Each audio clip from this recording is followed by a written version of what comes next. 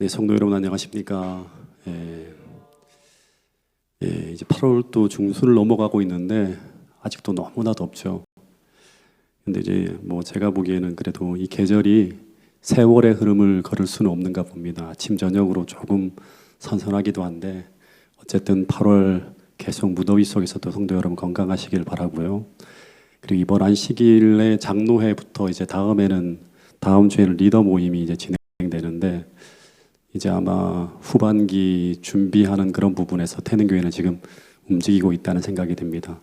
우리 성도님들 모두가 이 일을 위해 함께 기도해 주시고 모든 행사마다 하나님의 은혜와 성령이 충만할 수 있도록 우리 모든 성도가 기도해 주시기를 부탁드리겠습니다. 이 로마서를 계속 공부하고 있는데 이 사도 바울이 로마서를 통해서 거듭나기 전 우리의 상태를 어떻게 보는가 하면 두 가지 아래 속박되어 있다고 했죠. 하나는 율법 아래고 또 하나는 어디죠? 죄 아래. 그러니까 이 두 가지에 속박되어져서 자유롭지 못한 상태로 살아가고 있는데, 그래서 이 바울의 복음은 뭐냐 그러면 이 죄 아래서의 삶과 율법 아래서의 삶에서 어떻게 전환시키려고 하는가 하면 그 반대로 은혜 아래로 이제 전환시키려고 하는 겁니다. 이게 바울의 빛이고 바울의 복음입니다. 근데 이 은혜 아래라고 하는 이 표현 속에는 또 한편으로는 성령 아래라고 하는 의미도 담고 있습니다. 그러니까 하나님의 은혜가 성령을 통해서 하나님의 은혜가 부어지게 될 때 우리는 이 율법의 속박에서 벗어나고 이 죄의 속박에서도 벗어난다고 하는 것입니다. 그래서 이 죄 아래와 율법 아래의 삶에서 이제 은혜 아래의 삶으로 전환될 수 있기 위해서 제일 중요한 게 뭐냐 그러면 이 성령을 통해서 우리 안에 은혜가 공급되어지려고 하면 제일 중요한 게 거듭나야 돼요. 계속 반복되는 이제 표현인데 거듭남을 경험해야 되는데, 근데 이 거듭남이라고 하는 것은 뭐냐 그러면 옛 생명이 아니라 새로운 생명을 받아서 새로운 삶을 살아가게 되는 것인데, 제가 지난번에 이제 에스겔 36장 26절에서 28절의 이제 말씀을 통해서 이 새로운 생명을 이제 뭐라고 표현했는가 하면 두 가지를 공급받는 거죠. 하나님의 은혜를 통해서 뭐하고 뭐죠? 새 영과 새 마음을 받는 겁니다. 이게 새로운 생명이 들어오는 거예요. 그래서 이 거듭남을 위해서 이제 제일 중요한 게 뭐 거듭난다고 하는 건 뭐예요? 죽음을 경험하는 것이죠. 근데 이 죽음이라고 하는 것이 그냥 죽는 게 아니라 로마서 6장에서는 죄에 대하여 죽는 것을 이야기하고 로마서 7장에서는 율법에 대하여 죽는 죽음을 경험해야 된다고 가르쳐주고 있습니다. 이 말은 이 죽음을 통해서 두 가지의 속박에서 해방되어지는 경험을 하는데, 그게 바로 이제 서두에도 말한 것처럼 죄의 속박과 율법의 속박에서 해방되는 경험을 말하는 거예요. 근데 이것을 경험하기 위해서 이 거듭남을 경험하는 과정 속에서 율법이 하는 기능 중에 하나가 뭐냐 그러면 우리가 거듭남이 필요한 죄인이라고 하는 것과, 그리고 또 하나가 뭐냐 그러면 우리 스스로의 힘으로는 하나님의 율법을 지킬 수 없는 무력하고 연약한 존재임을 계속 각인시켜서 우리로 하여금 예수님께로 인도하는 것이 바로 율법의 기능이라고 하는 거예요. 여기까지가 제가 지난주까지 공부한 부분입니다.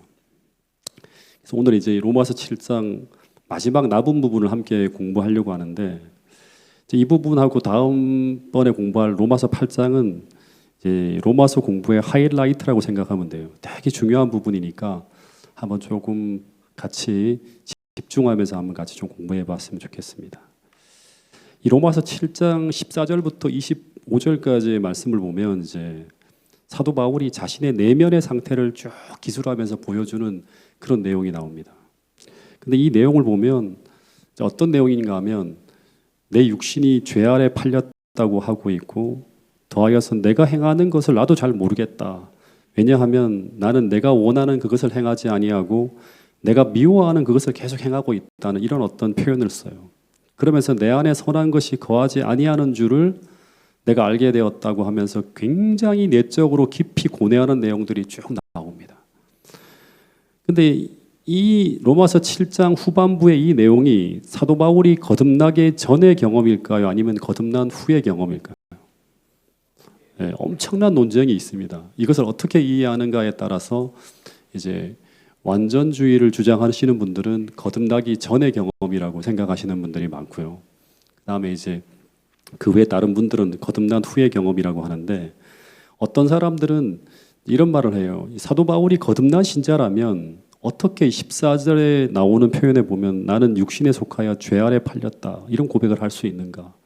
어떻게 예수님께서 내 안에 들어오셨다면 어떻게 내가 원하는 선을 하지 못한다는 둥, 내 안에 선함이 없단다는 둥 이런 고백을 할 수 있는가 하면서 많은 사람들이 이것은 사도 바울이 회심하기 전에 바울의 모습이라고 하는 결론을 내리는 사람들이 많습니다. 여러분은 어떻습니까? 여러분들은 이 로마서 7장 후반부의 이 내용을 읽으면서 여러분은 이 내용이 여러분의 회심하기 전의 경험을 담고 있나요? 아니면 이 내용을 읽으면서 이 내용은 내가 회심한 후의 경험을 담고 있다고 생각하시는 분도 있나요? 예. 저는 100% 회심 후의 경험이라고 생각합니다. 왜냐하면 저도 이런 과정을 지나갔고 지금도 여전히 지나가고 있기 때문이라고 하는 거예요. 우리가 구원받고 그리스도인이 되었음에도 불구하고 우리 안에는 여전히 이런 내적 투쟁이라고 할 수 있겠죠. 예. 내 안에서 벌어지는 이 내적 투쟁이 격렬하게 일어나는 그런 경험을 우리가 하고 있다고 하는 걸 부인할 수가 없습니다. 이 로마서 7장 14절부터 마지막까지 이 본문을 쭉 읽으면 이제 이 말씀을 통해 사도 바울이 우리에게 전하고자 하는 메시지는 첫 번째는 이거예요. 예. 뭐 많은 신학적인 개념도 있지만 첫 번째는 제가 이렇게 오늘도 이 말씀을 읽으면서 어떤 생각을 했는가 하면 바울은 지금 하나님의 율법과 성령을 통해서 자신의 모습을 가장 정확하게 보고 있고 그리고 그것을 있는 그대로 정직하게 진술하고 있다고 하는 거예요. 예. 다시 말해서 내가 얼마나 죄되고 얼마나 허약하고 얼마나 무력한가를 아주 정확하고 정직하고 진실하게 고백하고 있는데, 근데 이것이 로마서 8장의 경험으로 들어가기 직전에 바울의 모습이라고 하는 거예요. 오늘 우리가 정말 진심으로 죄에 대해서 율법에 대해 해방되어지는 그 은혜가 충만한 삶을 살기를 원한다면, 다시 말해서 로마서 7장의 갈등을 넘어서 로마서 8장의 그 영광스러운 장면으로 넘어가려면 제일 먼저 우리가 해야 될 일이 뭔가 하면 우리도 하나님 앞에서 나의 정확한 모습을 봐야 되고요.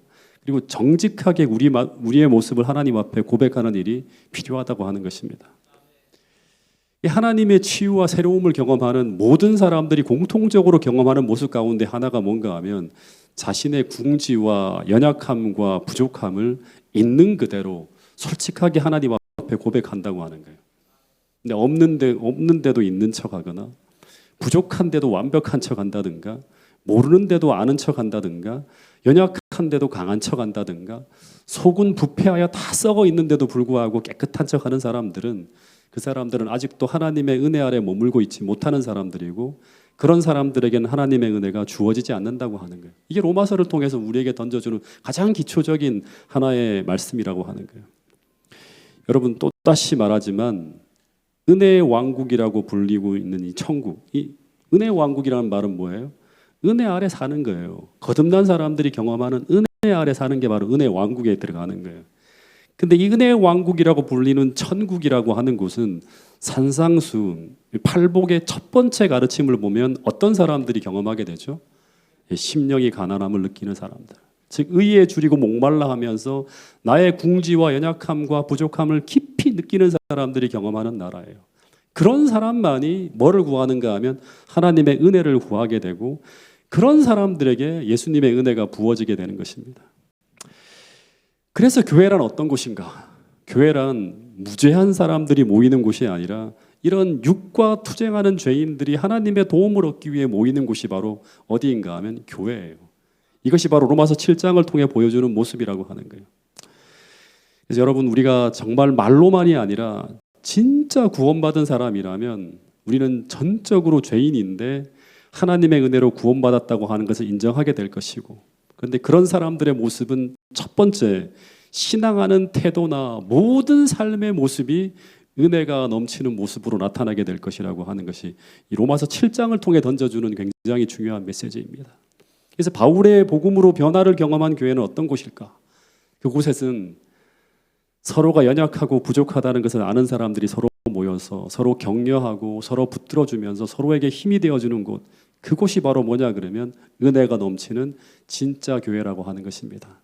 태능교회가 그런 교회로 꼭 변화될 수 있게 되기를 간절히 바라겠습니다. 그러면 여기서 또 하나 궁금한 게 뭐냐 그러면 이 로마서 7장 여기 15절부터 써놨는데 정확하게 보면 14절부터예요. 14절부터 시작해서 25절까지의 본문이 이제 사도 바울의 내적인 고민을 이렇게 고뇌하고 있는 모습인데, 이 14절부터 15절까지의 본문이 회심한 후의 바울의 모습이라고 하면, 그러면 회심 전의 바울은 어떤 모습이었을까요? 회심하기 전에. 빌립보서 3장 5절부터 6절에 보면 회심 전의 바울의 모습을 스스로 이렇게 자평하는 그러한 어떤 글이 나오는데, 여기 뭐라고 하는가 하면 자신은 율법의 의로는 흠이 없는 자라고 자평하고 있었던 사람이 바로 누구인가 하면 회심하기 전에 바울의 모습이에요. 즉 회심 이전의 바울은 이 로마서 7장에서 나타나는 바울의 모습과 완전히 상반된 모습으로 내적인 투쟁이 일어나지 않습니다.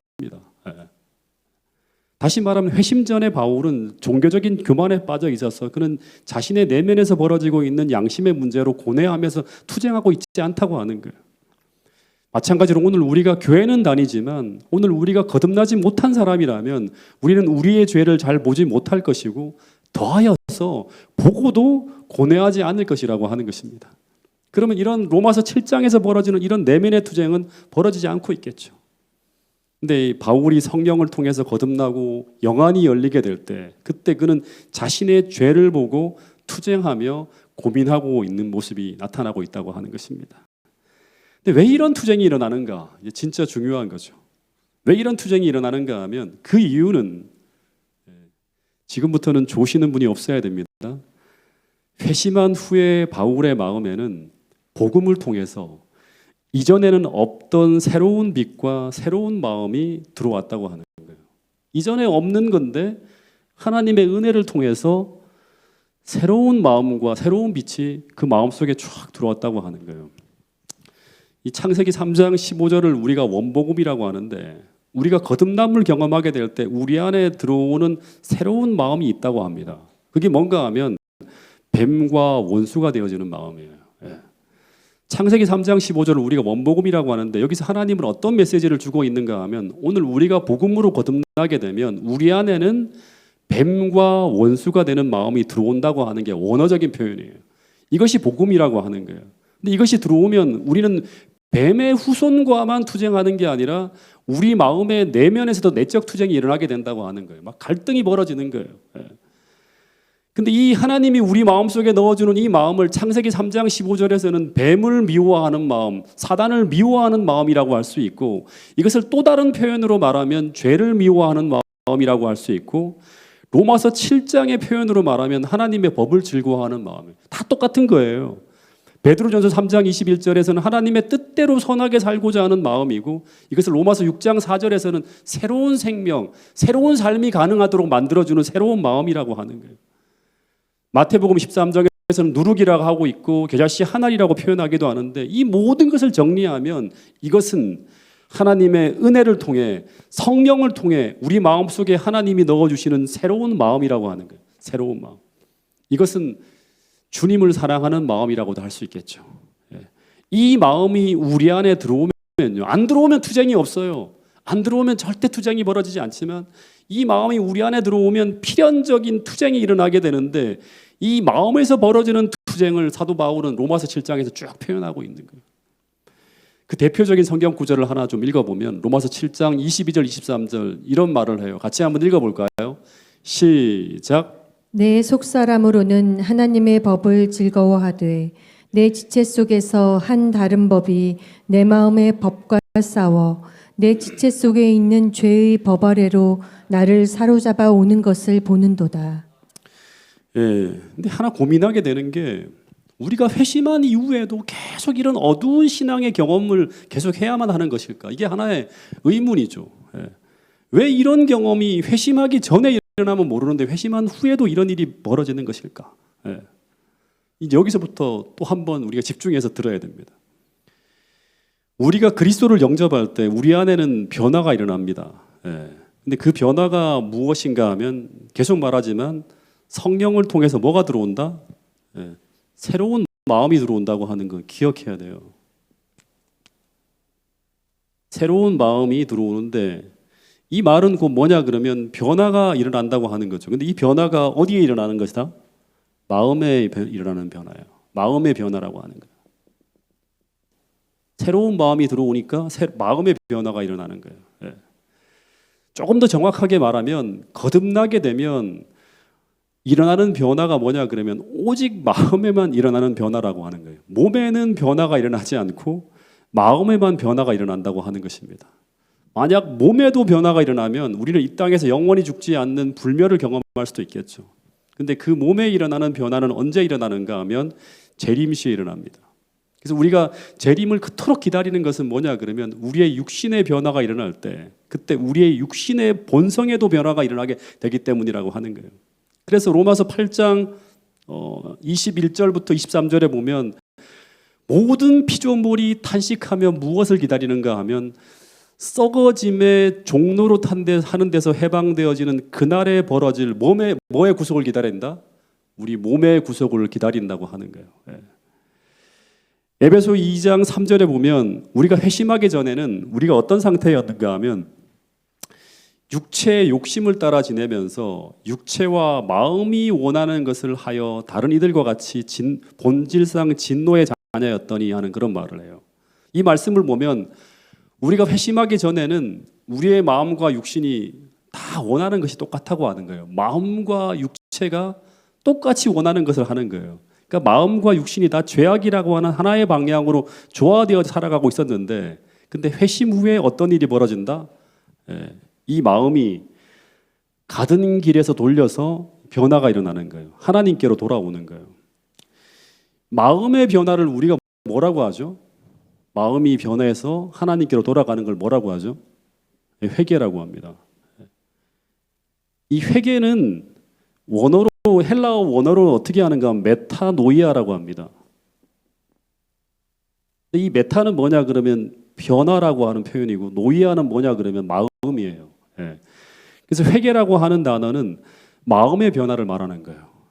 회심 후에 이 마음이 가던 길을 돌려서 하나님께로 돌아오는 게 뭐냐 그러면 회심하는 거예요. 근데 마음은 회심하는데 근데 몸은 어떻게 되는가? 몸은 그대로라고 하는 거예요. 몸은 다시 말하면 이 몸이라고 하는 거는 이제 본성이라고 할 수 있겠죠. 이 본성은 하나님께로 돌아오지 않고 그대로인 거예요. 이것을 제가 가장 뼈저리게 경험한 것이 제가 침례 받고 난 후에 제가 경험한 거예요. 저는 한 2년 동안 침례 준비를 했기 때문에 진짜 주님을 뜨겁게 사랑하면서 주님이 원하는 대로 막 살고 싶어서 막 그런 마음을 가지고 침례를 받았어요. 근데 마음은 그렇게 뜨겁게 사랑해서 하나님께로 돌아가는 이 변화를 경험했는데 근데 침례 받고 난 다음에 제 몸의 본성은 다 그대로인 거예요. 한 20년 동안 생활하던 대로 그대로 다 있는 거예요. 음식물을 절제하려고 하는데 마음은 그러는데 제 몸의 본성은 이전대로 먹고 싶어 하는 거예요. 여러분 똑같이 다 경험하는 거죠. 제 마음은 막 거룩하게 살고 싶은데 몸은 이전에 끌리는 대로 하나님을 모르고 살아왔던 대로 계속 살고 싶어 하는 거예요. 그래서 바울처럼 마음으로는 하나님의 법을 즐거워하지만 이 육신은 과거에 좋아하는 그 상태 그대로 머물고 싶어 하는 거예요. 그러니까 몸과 마음이 따로 움직이는 거예요. 다시 말해서 거듭남을 경험해도 새로운 마음이 들어와도 몸은 본성이라고 하는 것은 거듭나기 전과 달라진 것이 없다고 하는 거예요. 이게 로마서 7장의 갈등이에요. 회심한 마음과 회심할 수 없는 육체가 조화될 수 없는 가운데서 벌어지는 내적 투쟁이 바로 뭐냐 그러면 로마서 7장에서 벌어지는 사도 바울의 고민이라고 하는 거예요. 그래서 사도 바울이 이런 말씀을 합니다. 로마서 7장 17절부터 21절에 보면 이제 내가 이런 고민을 한다고 하는데 한번 깊이 사도 바울의 마음을 한번 생각하면서 읽어보겠습니다. 17절부터 21절까지의 말씀이에요. 시작. 이제는 이것을 행하는 자가 내가 아니요 내 속에 거하는 죄니라. 내 속 곧 내 육신에 선한 것이 거하지 아니하는 줄을 아노니 원함은 내게 있으나 선을 행하는 것은 없노라. 내가 원하는 바 선은 하지 아니하고 도리어 원치 아니하는 바 악은 행하는도다. 만일 내가 원치 아니하는 그것을 하면 이를 행하는 자가 내가 아니요 내 속에 거하는 죄니라. 그러므로 내가 한 법을 깨달았노니 곧 선을 행하기 원하는 나에게 악이 함께 있는 것이로다. 이게 회심한 후의 사도 바울의 이제 모습이라고 하는데, 근데 사도 바울이 회심한 후에도 계속 이런 갈등이 계속되고 있는 이유를 17절에 보면 뭐라고 하는가 하면 내 안에 뭐가 있기 때문이다? 죄가 있다고 하는 거예요.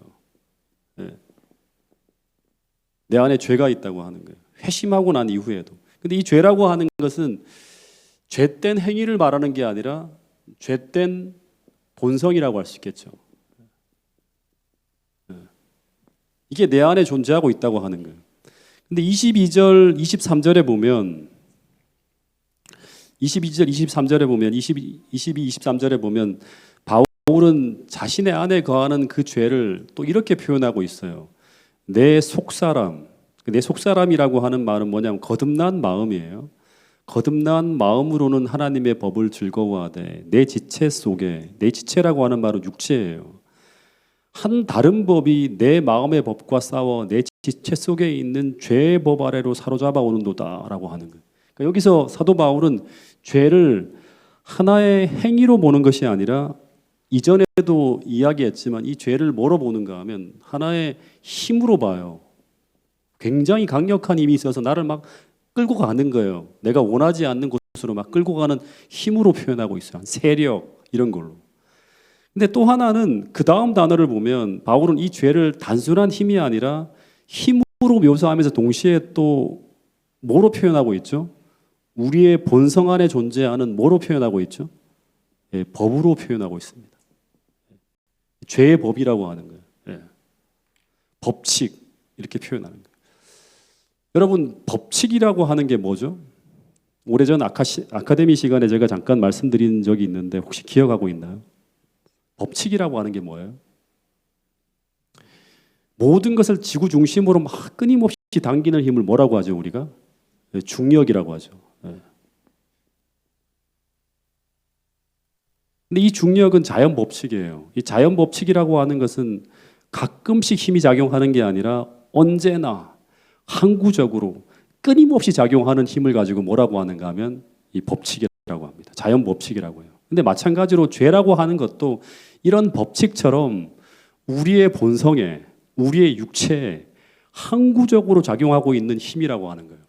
이게 무서운 거예요. 예를 들면 이런 거죠. 한번 저를 보세요. 제가 이 성경책을 손으로 딱 들고 있으면 중력이 성경책에 작용하고 있지만 이 성경책이 떨어지지 않아요. 왜 그렇죠? 제가 이것을 붙잡고 있기 때문에요. 다시 말해 제 손에 작용하는 이 근육의 힘이, 손의 힘이 중력의 힘에 맞서서 성경책을 계속 들어 올리고 있기 때문에 성경책이 떨어지지 않는 거예요. 근데 이 근육의 힘, 손에서 작용하는 힘이라고 하는 것은 계속적인 힘이 아니에요. 다시 말하면 항시적으로 작용하는 법칙이 아니라고 하는 거예요. 우리 의지의 힘이라고 하는 것은 법이 아니라 그냥 순간에 들어갔다 나왔다 하는 그런 힘이에요. 예. 근데 그래서 이것은 때로는 아주 강하기도 하지만 어떨 때는 약하기도 하는 거예요. 그래서 제가 성경책을 오래 들고 있으면 어떻게 될까요? 계속 들고 있을 수 있나요? 그렇지 않고 시간이 지나면 팔에 힘이 빠지고 언젠가는 내려오게 되는 거예요. 마찬가지로 나의 의지의 힘도 하나의 법칙이 아니라 어떤 때는 강하고 어떤 때는 어떻다? 약해질 수 있다고 하는 거예요. 그래서 우리가 뭐 주말 붕해라든가 다음 주에도 우리가 주말 붕해라지만 굉장히 은혜스러운 설교를 딱 한 편 듣고 나면 어떤 일이 벌어지죠? 막 의지가 강해져 갖고 어떤 결심을 합니다. 근데 시간이 지나가면 어떻게 되죠? 계속 그 강도 높게 막 뜨겁게 계속 가나요? 그렇지 않고 시간이 지나가고 우리 일상으로 돌아가게 되면 우리의 의지는 점점 약해지면서 이 항구적인 힘인 죄의 법에 의해서 다시금 어떻게 된다? 우리 의지가 지배되어지고 우리 결심이 무너지는 것을 경험하게 된다고 하는 것입니다. 이 결론이 뭐냐 그러면 우리는 우리의 의지력으로는 죄의 본성을 정복할 수 없다고 하는 것입니다. 다시 말해서 우리의 의지력으로 죄의 법칙에 도전할 수는 있지만 그러나 절대 우리 의지력만으로는 죄를 정복할 수 없다고 하는 것이 사도 바울이 로마서 7장을 통해서 이 고뇌하는 가운데서 우리에게 던져주고 있는 굉장히 중요한 표현이라고 하는 거예요. 왜냐 그러면 죄라고 하는 건 뭐다? 죄라고 하는 것은 끊임없이 작용하고 있는 법칙이라고 하는 거예요. 어느 때는 적게 작용하고 어느 때는 많이 작용하는 게 아니라 계속 작용하는 법칙이라고 하는 거예요. 그래서 우리의 의지만으로 죄에 맞서 싸우다 보면 또다시 말하지만 언젠가 시간이 흘러가면 어느 순간 우리는 또다시 이 죄의 법칙이 나를 정복하고 있는 것을 보게 된다고 하는 거예요. 그럼 좌절하게 되는 거죠. 더하여서 이 과정이 계속 반복하게 되면 우리는 이런 의문이 생기게 됩니다. 내가 정말로 거듭난 것이 맞나? 왜 맨날 나는 이 모양일까? 이런 생각을 하게 되겠죠. 실제 수많은 사람들이 제게 질문하는 것이 이런 말이에요. 왜 목사님 저는 어떨 때는 계속 열심히 뭔가를 하려고 결심을 하고 하는데 시간이 지나면 맨날 똑같은 모습으로 돌아가는 걸까요? 이런 질문을 하는 거예요.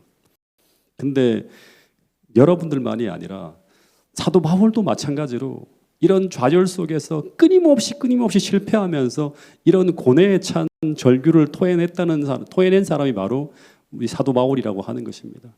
로마서 7장 24절에 이런 말을 하는 거예요. 같이 읽어볼까요? 시작. 오라 나는 공고한 사람이로다. 이 사망의 몸에서 누가 나를 건져내랴. 이게 어떤 표현인가 하면 내가 아무리 결심하고 아무리 노력해도 나는 여기서 벗어날 수 없는가 이런 생각을 하는 거예요. 예. 여러분들도 이런 생각을 하면서 오랜 신앙생활을 한 분들이 아마 계실 거예요. 그래서 이 로마서 7장과 8장을 통해서 이 고뇌에서 여기서만 머무는 게 아니라 8장으로 넘어가는 방법을 우리가 배워야 돼요. 이 바로 그 다음 절에 보면 7장 25절이에요. 네.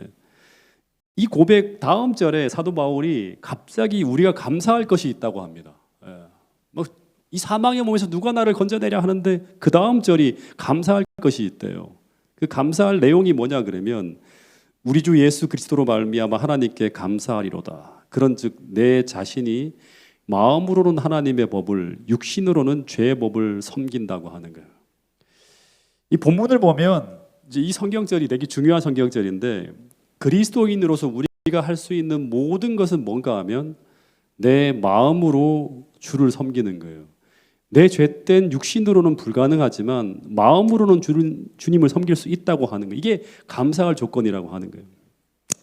어떻게 보면 육신은 우리가 승천할 때까지 계속 죄의 법을 섬길 수도 있습니다. 이 말은 뭔가 하면 죄된 본성이 사라지지 않을 수 있다고 하는 거예요. 그래서 예수님이 요한복음 3장 6절에서 이런 말을 했죠. 니고데모에게 한 말인데 육으로 난 것은 뭐다? 육이라고 하는 거예요. 육으로 난 것은 언제나 육으로 남아 있다고 하는 거예요. 근데 영으로 난 것은 영이니 이 마음은 영으로 거듭날 수 있다고 하는 거예요. 다시 말해서 우리의 마음은 거듭남을 통해서 성령과 교통하며 하늘과 호흡하며 예수님을 섬기며 살아갈 수 있다고 하는 여기에 희망이 있다고 하는 거예요. 그래서 로마서 7장에서 사도 바울이 오늘 우리에게 던지는 진짜 중요한 메시지는 저는 이거라고 생각합니다. 25절에 우리 주 예수 그리스도로 말미암아 하나님께 감사하리로다라는 말이 나오기 전에 반드시 먼저 24절에 뭐가 있다? 오호라 나는 곤고한 사람이로다라는 이 절망적인 부르짖음이 있어야지만 그 다음에 로마서 8장 이야기로 이어진다고 하는 거예요. 여러분 로마서 8장의 경험에 우리가 들어가기 전에 여기서 하나 좀 정리할 게 뭐냐 그러면 이 로마서 1장 18절부터 3장 19절까지 사도 바울이 어떤 얘기를 하고 있는가 하면 이제 우리 인간의 본성에 대해서 이야기하고 있죠. 계속 반복적으로 나오는 게 7장에도 나왔지만 로마서 1장부터 3장까지의 이야기를 보면 그 이야기의 결론적인 메시지가 뭐냐 그러면 인간이 정말 절망적이고 공고한 존재라고 하는 것을 계속 이야기해요. 이것을 알아야지만 하나님의 의가 제공되어진다고 하는 거예요. 그리고 7장에서도 이제 정확한 단어로 곤고한이라고 오호라 나는 공고한 자라고 하는 그런 표현을 했는데 이 성경 신약 성경에 보면 이 공고한이라고 하는 단어가 딱 두 번 나오는데 이제 한글로 번역된 곳에 두 번 나오는데 여기에 한 번 나오고 로마서 7장 24절에 나오고 또 하나 등장하는 게 어딘가 하면 요한계시록 3장 17절입니다.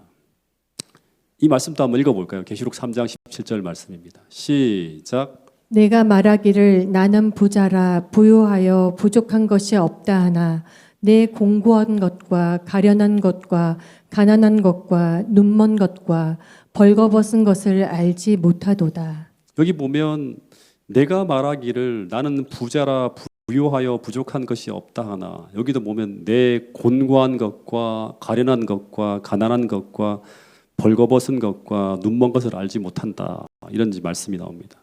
근데 이 계시록 3장에 이 라오디게아 교회를 향한 기별을 읽어보면 이 라오디게아 교회의 희망이 뭔가 하면 이제 로마서 7장과 한번 연결시켜 본다 그러면 로마서 7장의 경험을 해야 돼요. 예, 라오디게아 교회의 모든 교인들이 이 로마서 7장의 경험을 해야 된다고 하는 거예요. 이 로마서 7장의 경험이라고 하는 건 뭐냐 그러면 우리가 진짜로 이 전부 다 교인들이잖아요. 거듭났다고 생각하는 교인들인데 우리가 정말 예수 그리스도가 필요한 곤고한 백성임을 알고 진짜 마음으로부터 주님의 필요를 절절하게 느끼면서 사도 바울처럼 오호라 나는 진짜 공고한 사람이라다. 이 사망의 몸에서 누가 나를 건져내려고 하는 이 애타는 고백을 진심으로 토해내면서 진정으로 주님을 찾으면서 주님께로 온전히 돌아가게 될 때 그때 로마서 8장의 경험, 다시 말하면 그리스도의 부요함으로 채워지는 축복을 경험하게 될 것이라고 이야기하고 있는 것입니다. 여러분, 우리가 칭의를 말하든지 성화를 말하든지 로마서에서 말하는 복음의 공식은 언제나 같아요. 이 하나가 수많은 성경절을 통해서 나오지만 딱 이 공식으로 적용되어진다고 생각해요. 이게 뭔가 하면 내가 아니고 오직 누구다? 오직 그리스도라고 하는 거예요. 나는 안 되는 거고 오직 그리스도가만이 된다고 하는 거예요. 이 내가 아니요라고 하는 말은 뭐냐 그러면 나를 부인하는 거예요. 이거는 나를 부인한다고 하는 말은 좀 우리가 추상적인데 사도 바울의 표현을 한다고 하면 표현을 이렇게 빌린다고 하면 나는 예수님이 절대적으로 필요한 공고한 사람이라고 하는 이런 어떤 고백을 하는 거예요. 이 부르짖음이 마음속으로 터져 나올 때 나를 부인하는 믿음이 고백되어질 때 그때만이 어떤 일이 벌어지는가 하면 오직 그리스도께서 우리 안에 하늘의 불을 가지고 들어오시는 그런 축복이 우리에게 담겨지는 거예요. 그럴 때만이 우리는 어떤 경험을 할 수 있는가 하면 율법에서 해방되어지고 죄에서 해방되어지는 경험을 할 수 있다고 하는 거예요. 그래서 이 로마서 8장 1절부터 3절의 이 말씀은 이제 우리가 다음번에 공부할 내용인데 먼저 한번 읽어보겠습니다. 로마서 8장 1절부터 3절까지의 말씀입니다. 시작. 그러므로 이제 그리스도 예수 안에 있는 자에게는 결코 정죄함이 없나니 이는 그리스도 예수 안에 있는 생명의 성령의 법이 죄와 사망의 법에서 너를 해방하였음이라. 율법이 육신으로 말미암아 연약하여 할 수 없는 그것을 하나님은 하시나니. 여기 보면 이제 그러므로라고 하는 건 25절 그 다음 절이죠. 그러니까 성경은 원래 장절이 없는 거예요. 이제 그런 곤고한 사람이로다 하면서 그러나 하나님께 감사한다고 하는 표현을 하고 난 다음에 그 다음에 들어가오는 게 이제 8장 1절 말씀인데 그러므로 이제 그리스도 예수 안에 있는 자에게는 결코 정죄함이 없다고 하는 완전히 새로운 어떤 그런 분위기에서 이야기가 진행되어지는 거예요. 근데 그 이유가 뭐냐 그러면 이는 그리스도 예수 안에 있는 생명의 성령의 뭐죠? 법이 죄와 사망의 법에서 너를 해방하였습니다. 그 다음 3절에 보면 이 해방되어지는 경험이 뭐냐 그러면 율법이 육신으로 말미암아 연약하여 할 수 없는 것을 하나님이 하시나니 나는 못하지만 누가 한다? 오직 그리스도가 하시나니 하는 거예요.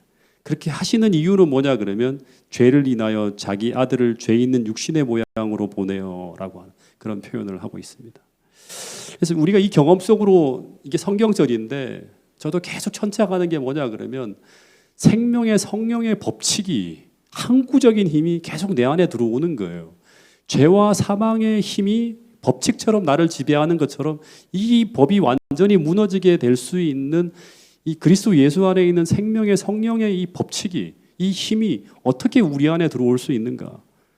또다시 말하지만 오호라 나는 공고한 사람이로다. 나는 진짜 아무것도 할 수 없습니다라는 이 고백이 터져 나와야지만 오직 그리스도께서 우리를 지배하는 삶을 살 수 있다고 하는 거예요. 그래야지만 우리가 늘 고백하는 늦은 비 성령도 다 여기서 오는 거예요. 이게 안 되면 성령이 지배하는 삶을 살 수 없는 거예요. 육신을 좇지 않고 그 영을 쫓아 행하는 우리에게 율법의 요구가 이루어진다. 율법으로부터 해방되어지는 거죠.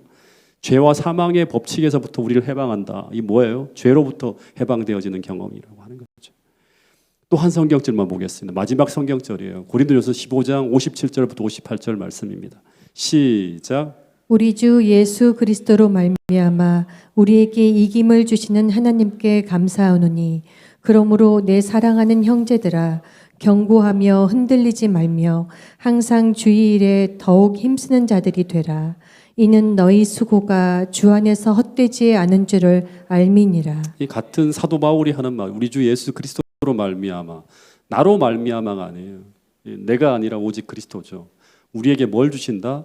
이김을 주시는 하나님께 감사한다 하는 거예요. 그러므로 내 사랑하는 형제들아, 이 이김이 분명히 있기 때문에 견고하며 흔들리지 말며 항상 주의 일에 더욱 힘쓰는 자들이 되라 하는 거예요. 이 파워가 계속 우리에게 제공되어질 것이기 때문이라고 하는 거예요. 이 승리의 고백을 할 수 있는 것은 또다시 말하지만 내가 아니라는 이 토대 위에 서서 그리스도께서 우리 삶을 맡아 주관하시도록 허락할 때 이런 승리의 복음의 능력을 우리가 경험할 수 있다고 하는 사실을 꼭 기억하면서 늘 믿음으로 생애하는 우리 태능교회 모든 성도들이 될 수 있기를 간절히 바라겠습니다. 기도 제목을 드리도록 하겠습니다. 연로하신 어르신들과 한우분들을 위해서